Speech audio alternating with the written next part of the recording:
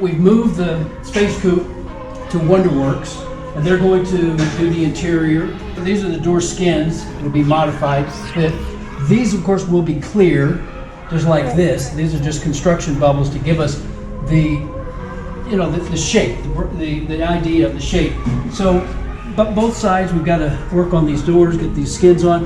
We're going to get this new bubble going, and then Paul came up with this interesting idea of putting a vent around here. There'll be a little space so that it'll be a vent for air inside. That's a new design idea that we know that Bill probably would have done, because as he worked on this car over those years, he changed the design and design elements, and it was constantly evolving, just as it is now as we attempt to complete it. Not attempt, we are completing it now in 2019. It's going to be ready to drive.